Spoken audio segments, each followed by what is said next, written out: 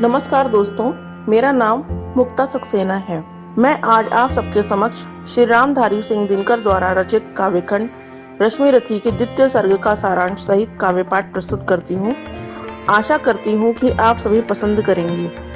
द्वितीय सर्ग कहानी है श्री परशुराम जी के द्वारा कर्ण को दिए गए श्राप की। द्वितीय सर्ग का सारांश कुछ इस प्रकार है। महेंद्रगिरी पर्वत पर बनी हुई कुटी के आसपास का वातावरण बड़ा ही मनभावन है। तिनकों से बनी कुटी के बाहर एक तरफ यज्ञ एवं पूजा हवन की सामग्री रखी हुई है। उसी कुटी में दूसरी तरफ पशुपाश, धनुष, बाण, तरकस आदि विभिन्न शस्त्र करीने से रखे हुए हैं। यह कुटी परम शूरवीर श्री परशुराम का निवास स्थल था। कर्ण को द्रोणाचार्य के रंग ढंग से ज्ञात हो चुका था कि वे निश्चल भाव से उसे कभी भी धनुर्विद्या नहीं सिखाएंगे, इसलिए वह शस्त्र अस्त्र सीखने परशुराम जी की सेवा में जा पहुंचे। उन दिनों वे संसार से अलग थलग रहा करते थे। उनका प्रण था कि वे ब्राह्मणेतर जाति के युवकों को शस्त्र शिक्षा नहीं देंगे, किंतु कर्ण का तेजोमय एवं कवच कुंडल युक्त शरीर देखा तो उनको यह भ्रांति हो गई कि अवश्य ही यह ब्राह्मण का बेटा होगा। कर्ण ने भी इस भ्रांति का खंडन नहीं किया, क्योंकि वह किसी भी स्थिति में उनसे धनुर्विद्या सीखने का अभिलाषी था। श्री परशुराम कर्ण को बड़े ही मनोयोग से सिखाने लगे और उससे पुत्रवत स्नेह करने लगे थे। परंतु एक दुर्भाग्यपूर्ण घटना ने इस राज को खोल दिया। एक दिन परशुराम कर्ण की जांघ पर सिर रख के सोए थे। इतने में एक कीड़ा उड़ता हुआ आया और कर्ण की जांघ के नीचे घुसकर घाव करने लगा। असहनीय पीड़ा होने पर भी कर्ण बैठे रहे और पीड़ा सहते रहे, क्योंकि उनके हिलने डुलने से गुरु की नींद उचट जाती। किंतु कीड़े ने घाव इतना गहरा कर दिया था, उसमें से रक्त बहने लगा। गर्म रक्त की धार का स्पर्श होते ही परशुराम जाग गए और विस्मित हो गए कि इतना धैर्य एक ब्राह्मण में कैसे आ गया। उन्हें लगा अवश्य ही यह किसी अन्य जाति का युवक है। कर्ण ने सत्य स्वीकार कर लिया और बताया कि वह एक सूत पुत्र है। इस पर भी परशुराम का क्रोध शांत नहीं हुआ और उसे श्राप दे डाला। जो ब्रह्मास्त्र का ज्ञान प्रदान किया है वह विद्या अंत काल में भूल जाएगा। कर्ण के बहुत क्षमा मांगने पर उन्होंने कहा, वीर सदैव नए सृजन से विद्या को नए ढंग से विकसित करते रहते हैं। एक ब्रह्मास्त्र भूलने से क्या होता है, बाकी तो विद्या तुझे आती ही है। तब वे हताश होकर दुखी मन से गुरु की आज्ञा लेकर लौट आते हैं। इस प्रकार दोस्तों हमने देखा कर्ण को एक बार फिर अकारण ही कष्ट का भागी बनना पड़ा। प्रथम सर्ग में भी हमने देखा था कि जब कौरव पांडवों का शस्त्र प्रदर्शन हो रहा था, उस दौरान कृपाचार्य के द्वारा भरी सभा में कर्ण को सूत पुत्र होने के कारण अपमानित होना पड़ा था। वहीं एक बार पुनः परशुराम द्वारा उसे दंड का भागी बनना पड़ा। तृतीय सर्ग शीतल विरल एक कानन शोभित अधितेका के ऊपर, कहीं उत्स प्रस्त्रवर्ण चमकते झरते, कहीं शुभ निर्झर। जहाँ भूमि समतल सुंदर है, नहीं दिखते पाहन, हरियाली के बीच खड़ा है विस्तृत एक उटज पावन।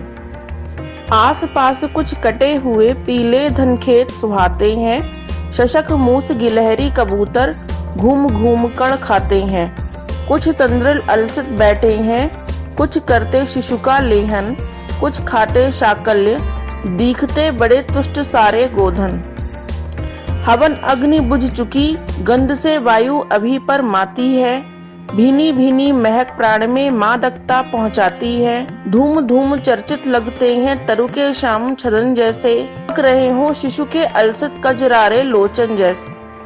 बैठे हुए सुखद आतप में मृग रोमंथन करते हैं, वन के जीव विवर से बाहर हो विश्रब्द विचरते हैं। सूख रहे चीवर रसाल की नन्ही झुकी टहनियों पर, नीचे बिखरे हुए पड़े हैं इंगुत से चिकने पत्थर। अजन दर्भ पालाश कमंडलु एक और तप के साधन, एक और हैं टंगे धनुष तूड़ीर तीर बरझे भीषण। चमक रहा तृण कुटी द्वार पर एक परशु आभाशाली, लहो दंड पर जड़ित पड़ा हो मानो अर्ध अंशु माली। श्रद्धा बढ़ती अर्जुन दर्भ पर, परशु देख मन डरता है, युद्ध शिविर या तपोभूमि यह समझ नहीं कुछ पड़ता है। हवन कुंड जिसका यह उसके ही क्या है, ये धनुष कुठार जिस मुनि की यह सुरवा, उसी की कैसे हो सकती तलवार। आई है वीरता तपोवन में क्या पुण्य कमाने को, यह संन्यास साधना में है दैहिक शक्ति जगाने को। मन ने तन का सिद्ध यंत्र या शस्त्रों में पाया है, या कि वीर कोई योगी से युक्त सीखने आया है। परशु और तप, ये दोनों वीरों के ही होते श्रृंगार। ग्लीव ना तो तप ही करता, ना तो उठा सकता तलवार। तप से मनुष्य दिव्य बनता है, षड विकार से लड़ता है। तन की समर भूमि में लेकिन काम खड्ग ही करता है। किंतु कौन नर तपोनिष्ठ है, यहाँ धनुष धरने वाला, एक साथ यज्ञाग्नि और अस की पूजा करने वाला। कहता है इतिहास, जगत में हुआ एक ही नर ऐसा, रण में कुटिल कालसम क्रोधी, तप में महासूर्य जैसा। मुख में वेद, पीठ पर तर्कस, कर में कठिन कुठार विमल। शाप और शर दोनों ही थे जिस महान ऋषि के संबल। यह कुटीर है उसी महामुनि परशुराम बलशाली का, भृगु के समान पुनीत वंशधर, वृति वीर प्रणपाली का। हाँ हाँ वही, कर्ण की जांघों पर अपना मस्तक धरकर सोए हैं तरुवर के नीचे, आश्रम से किंचित हटकर। पत्तों से छन छन कर मीठी धूप माघ की आती है, पड़ती मुनि की थकी देह पर और थकान मिटाती है। कर्ण मुग्ध हो भक्ति भाव में मगन हुआ सा जाता है, कभी जटा पे हाथ फेरता, पीठ कभी सहलाता है। चढ़े नहीं चींटियां बदन पर, पड़े नहीं तृणपात कहीं, कर्ण सजग है उचट जाए, गुरुवर की कच्ची नींद नहीं। वृद्ध देह तब से कृशिकाया, उस पर आयुर संचालन, हाथ पड़ा श्रम भार देव पर, असमय यह मेरे कारण। किंतु वृद्ध होने पर भी अंगों में क्षमता कितनी, और रात दिन मुझ पर दिखलाते रहते ममता कितनी। कहते हैं ओ वत्स, पुष्टिकर भोग न तू यदि खाएगा, मेरे शिक्षण की कठोरता को कैसे सह पाएगा। अनुगामी यदि बना कहीं तो खान पान में भी मेरा, सूख जाएगा लहू बचेगा हड्डी भर ढांचा तेरा।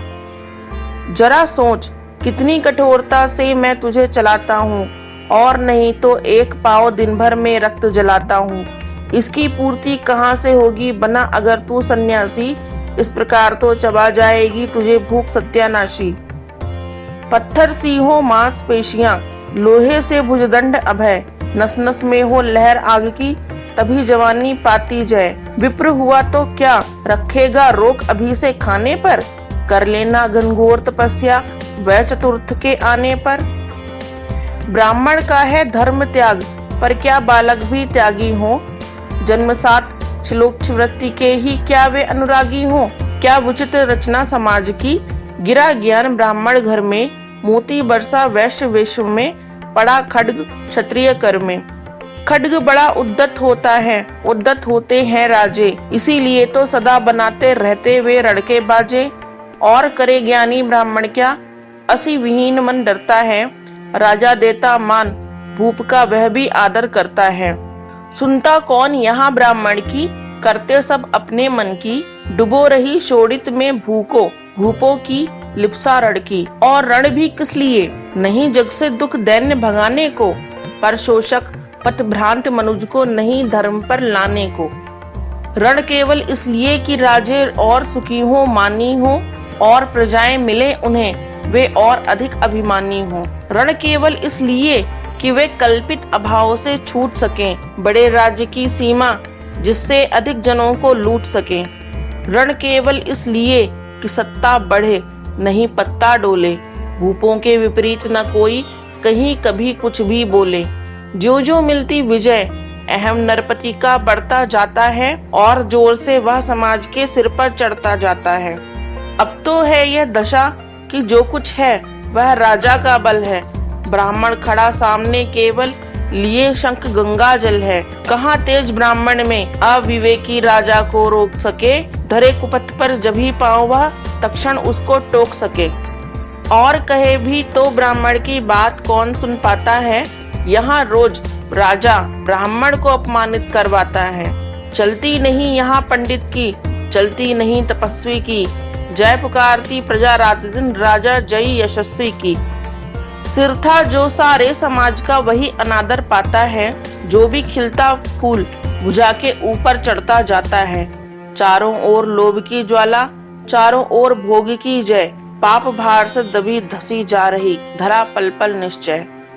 जब तक भोगी भूप प्रजाओं के नेता कहलाएंगे, ज्ञान त्याग तप नहीं श्रेष्ठता का जब तक पद पाएंगे। असन वसन से हीन दीनता में जीवन धरने वाले, सहकर भी अपमान मनुष्यता की चिंता करने वाले। कवि कोविद विज्ञान विशारद, कलाकार पंडित ज्ञानी, कनक नहीं कल्पना ज्ञान उज्जवल चरित्र के अभिमानी। इन विभूतियों को जब तक संसार नहीं पहचानेगा, राजाओं से अधिक पूज्य जब तक न इन्हें वह मानेगा, तब तक पड़ी आग में धरती इसी तरह अकुलाएगी। चाहे जो भी करे दुखों से छूट नहीं वह पाएगी। थकी जीव समझाकर गहरी लगी ठेस अभिलाषा को, भूप समझता नहीं और कुछ छोड़ खड्ग की भाषा को। रोक टोक से नहीं सुनेगा, नृप समाज अविचारी है। ग्रीवाहार निष्ठुर कुठार का यह मंदांध अधिकारी है। इसीलिए तो मैं कहता हूँ, अरे ज्ञानियों खड्ग धरो, हर ना सका जिसको कोई भी, भूखा वह तुम त्रास हरो।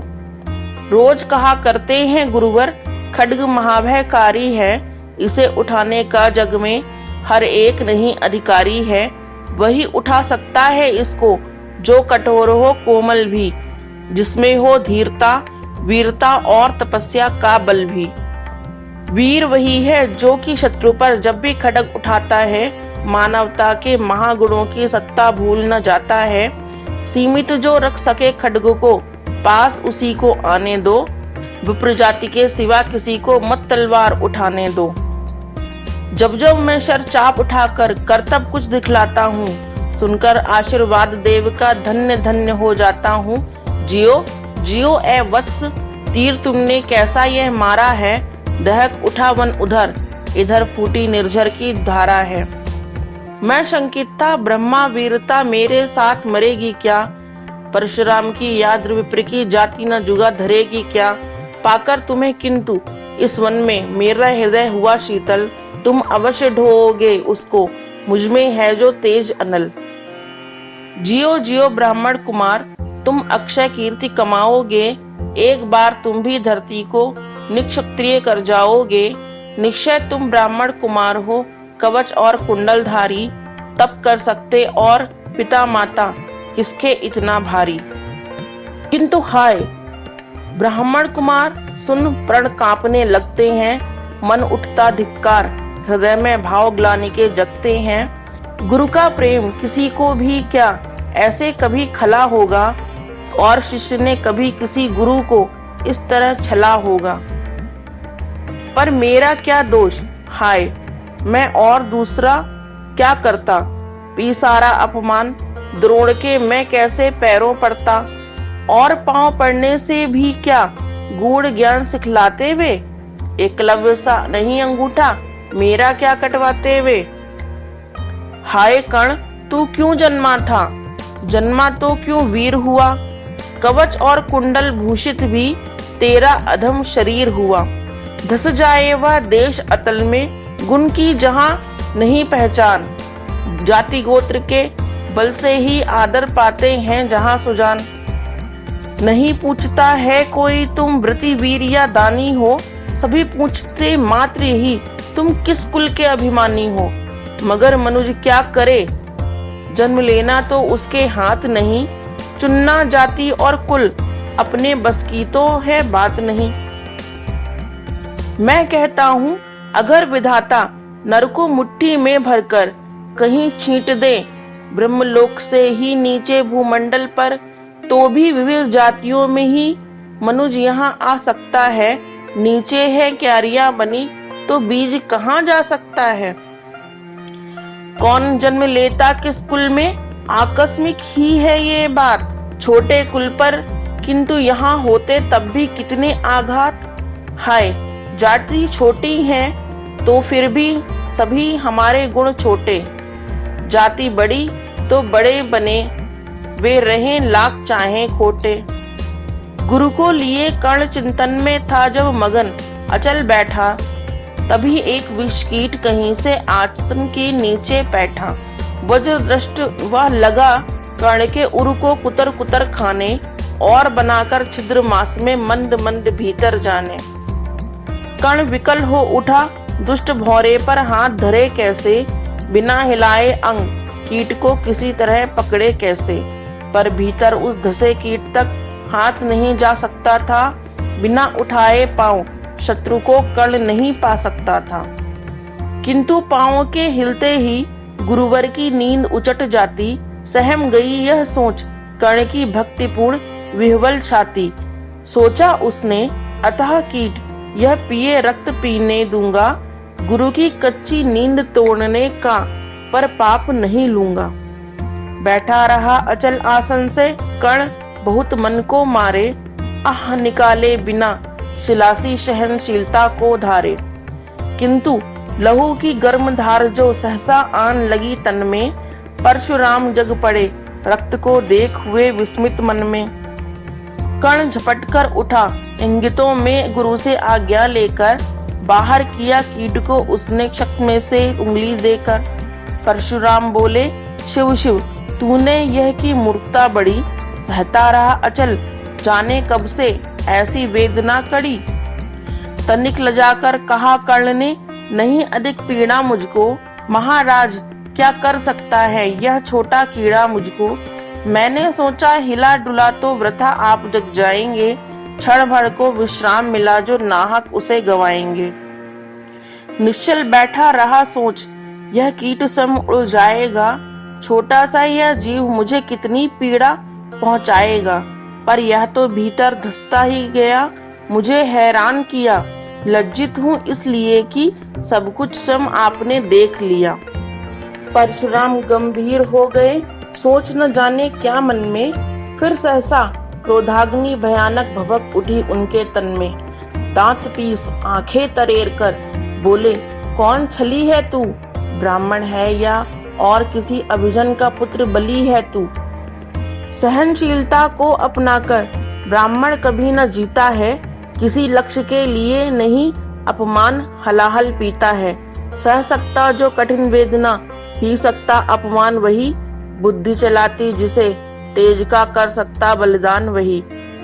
तेज पुंज ब्राह्मण तिल तिल कर जले, नहीं यह हो सकता, किसी दशा में भी स्वभाव अपना वह कैसे खो सकता। कसक भोगता हुआ विप्र निश्चल कैसे रह सकता है, इस प्रकार की चुभन वेदना क्षत्रिय ही सह सकता है। तू अवश्य क्षत्रिय है पापी, बता ना तो फल पाएगा, परशुराम के कठिन श्राप से अभी भस्म हो जाएगा। क्षमा क्षमा हे देव दया में, गिरा कर्ण गुरु के पद पर, मुख विवीर्ण हो गया, अंग कांपने लगे भय से थर थर। सूत पुत्र में शूद्र कर्ण हूँ, करुणा का अभिलाषी हूँ, जो भी हूँ पर देव आपका अनुचर अंतेवासी हूँ। छली नहीं मैं हाय, किंतु छल का ही तो यह काम हुआ। आया था विद्या संचय को, किंतु व्यर्थ बदनाम हुआ। बड़ा लोभ था बनु शिष्य में, कार्तवीर्य के जेता का, तपोदीप्त शूरमा विश्व के नूतन धर्म प्रणेता का। पर शंका थी मुझे, सत्य का अगर पता पा जाएंगे, महाराज मुझ सूत पुत्र को कुछ भी नहीं सिखाएंगे। बता सका मैं नहीं इसी से प्रभु, जाति अपनी छोटी, करें देव विश्वास, भावना और न थी कोई खोटी। पर इतने से भी लज्जा में हाय गड़ा सा जाता हूँ, मारे बिना हृदय में अपने आप मरा सा जाता हूँ। छल से पाना मान जगत में किलविश है, मल ही तो है, ऊंचा बना आपके आगे, सचमुच यह छल ही तो है। पाता था सम्मान आज तक, दानी व्रती बली होकर, अब जाऊंगा कहाँ स्वयं गुरु के सामने छली होकर। करे भस्म ही मुझे देव, सम्मुख है मस्तक नत मेरा, एक कसक रह गई नहीं पूरा जीवन का व्रत मेरा। गुरु की कृपा शाप से जलकर अभी भस्म हो जाऊंगा, पर मदांध अर्जुन का मस्तक देव कहाँ मैं पाऊंगा। यह तृष्णा यह विजय कामना मुझे छोड़ क्या पाएगी, प्रभु अतृप्त वासना मरे पर भी मुझे को भरमाएगी। दुर्योधन की हार देवता कैसे सहन करूंगा मैं, अभय देख अर्जुन को मरकर भी तो रोज मरूंगा मैं। परशुराम का शिष्य कर्ण पर जीवन दान न मांगेगा, बड़ी शांति का चरण को पकड़ प्राण निज त्यागेगा। प्रस्तुत हूँ दे शाप, किंतु अंतिम सुख तो यह पाने दे, इन्हीं पाद पद्मों के ऊपर मुझको प्राण गंवाने दे। लिपट गया गुरु के चरणों से विकल कर्ण इतना कहकर, दो कणिकाएं गिरी अश्रु की गुरु की आंखों से बहकर। बोले, हाय कर्ण, तू ही प्रतिभट अर्जुन का नामी है, निश्चल सखा धृतराष्ट्रों का विश्व विजय का कामी है। अब समझा किस लिए रात दिन तू वैसा श्रम करता था, मेरे शब्द शब्द को मन में क्यों सीपी सा धरता था। देखे अगणित शिष्य द्रोण को भी करतब कुछ सिखलाया, पर तुझसा जिज्ञासु आज तक कभी नहीं मैंने पाया। तूने जीत लिया था मुझको निज पवित्रता के बल से, क्या था पता लूटने आया है कोई मुझको छल से। किसी और पर नहीं किया वैसा स्नेह मैं करता था, सोने पर भी धनुर्वेद का ज्ञान कान में भरता था। नहीं किया कापर्ण, दिया जो कुछ था मेरे पास रतन, तुझमें निज को सौंप शांत हो अभी अभी प्रमुदित था मन। पापी बोल अभी भी मुख से, तू ना सूत रथ चालक है, परशुराम का शिष्य विक्रमी विप्र वंश का बालक है। सूत वंश में मिला सूर्य सा कैसे तेज प्रबल तुझको, किसने लाकर दिए कहां से कवच और कुंडल तुझको। सुत सा रखा जिसे उसको कैसे कठोर हो मारूं मैं, जलते हुए क्रोध की ज्वाला लेकिन कहां उतारूं मैं।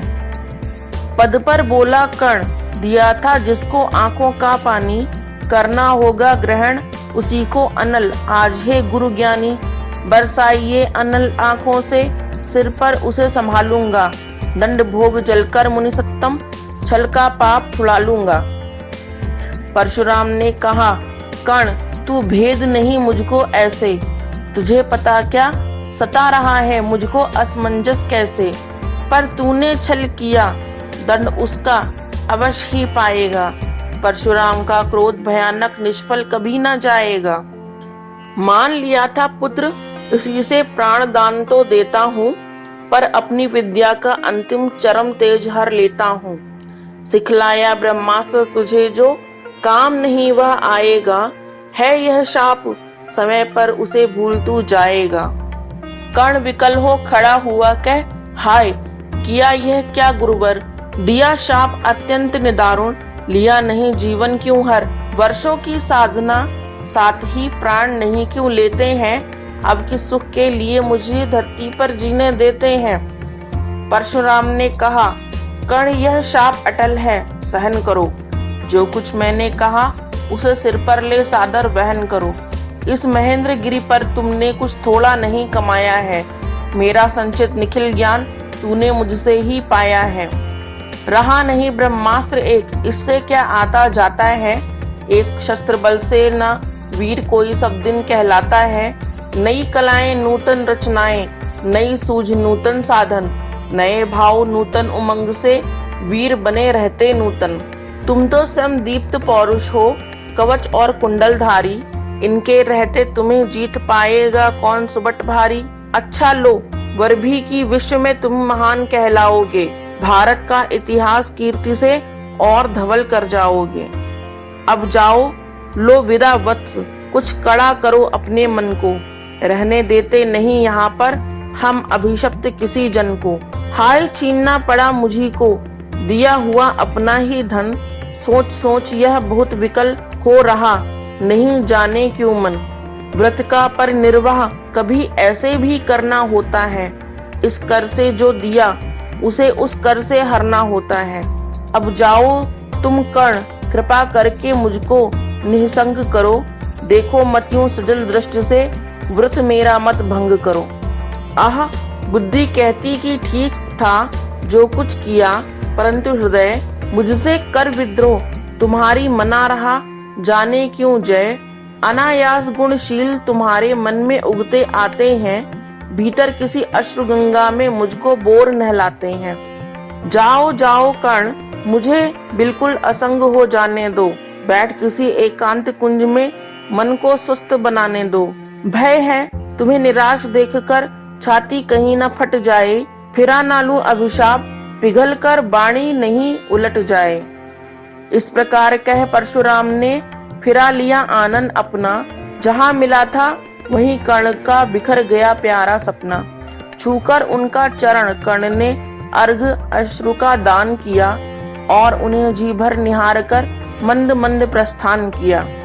परशुधर के चरण की धूली लेकर, उन्हें अपने हृदय की भक्ति देकर, निराशा से विकल टूटा हुआ सा, किसी गिरी श्रृंगा से छूटा हुआ सा, चला खोया हुआ सा कर्ण मन में, कि जैसे चांद चलता हो गगन में। समाप्त।